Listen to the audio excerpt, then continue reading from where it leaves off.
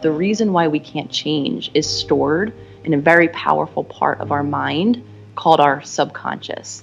So that upwards of 95% of the time, that I think is now the cited percentage, right, of our day that we're not really paying attention or that we're in autopilot.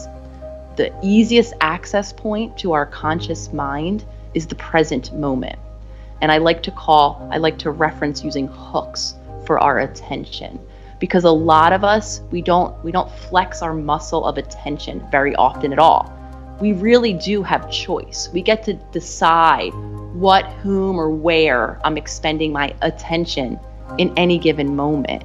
Yet for most of us, we're worrying about our past, we're thinking about our future, we're lost in thought, we're somewhere else.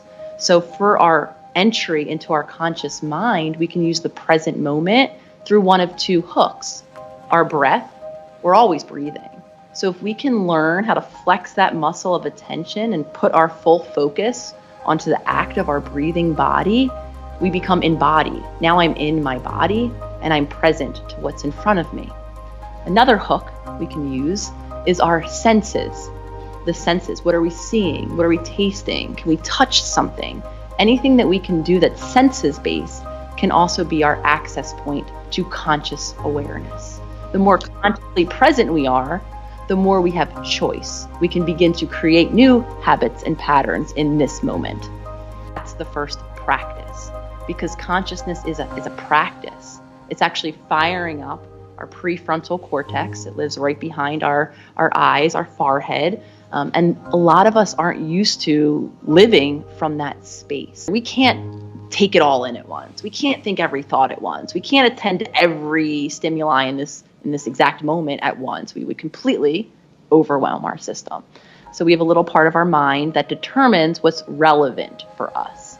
And it filters out anything else that's not relevant. The common example is when you decide you're going to buy a new particular type of car, right? So now you've practiced thinking about this car, you're researching it, you're going all these car lots, and now all you see is everyone driving that same car.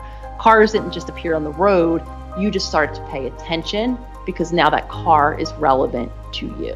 Same thing happens with all of our beliefs.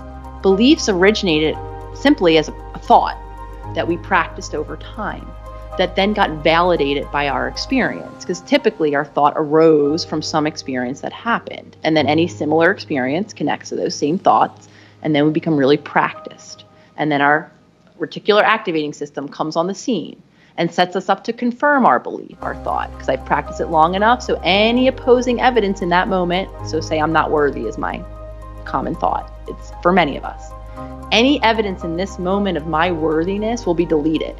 And all I'll see is that side look or that call that went unanswered. All I'll see is evidence for how unworthy I am. And we're doing this unbeknownst to ourselves day in and day out. So to create a new belief, like I said, first we want to spend less time with our old beliefs, entertaining them, engaging with them. While we don't anticipate that they're going to leave right away, we can refocus our attention. The more we rehearse then new beliefs, we're actually priming that reticular activating system. So now we become a little more expansive, and I can let a little more new information in from my environment. So before long, when I start to actually see confirmation of this new belief in real time, that's when I began to shift. I don't think anything is a greater teacher personally, Tom, than wisdom, living the experience of change. So I can sit here on podcast after podcast and tell everyone all of the beliefs I've changed about myself. I urge everyone out there to create change for themselves. And you do it by practicing a new thought, by over time allowing in a little more confirmatory evidence of that new thought. And then before you know it, you do start to see more and more evidence. And now you've lived the experience of changing a belief. So whether or not we're talking our business self, what do you mean by that? Our relational self, how we feel about ourselves and how we relate to ourself internally maps on to how do I relate in my relationships? How am I a leader? How I express in the world is affected by the relationship I have with myself, by how I'm tending to my own needs or not tending to my own needs, by how comfortable I am expressing myself to myself, let alone to the world. So, and what I've realized is in that autopilot are all of these pathways, right? Neurons that fire together, wire together. If we've practiced pathways, most of us from childhood and beyond, we get kind of these ruts, as I call them, in our subconscious. So just to contrast, from my conscious mind, I have insight. I can use my past to break and inform patterns that I want to change into my future. Yet, unbeknownst to most of us, we're slipping back into that autopilot and we're repeating those old patterns. And like I said, for many of us, we can feel really shameful and we can feel really broken and wonder why we can't create these changes or maintain these changes over time.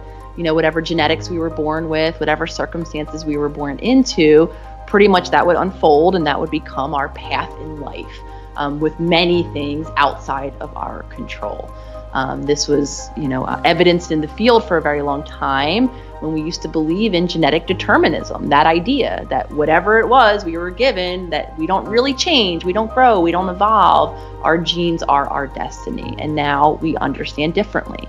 We actually know that we operate with our choices, meaning what I have genes, right, that load the gun, and then the things I'm doing each and every day determine how I am in life. I even believe that things such as personality, these patterned ways of being, this is exactly what you and I have been talking about. We could call that our genetic personality, or we could really look at that as a conditioned way of being. So when I began to realize that, wait a minute, things aren't as set in stone, I began to entertain many new conversations with myself of possibility, of change. And I now believe that we actually can create ourselves. We can create our future by beginning to make new choices now.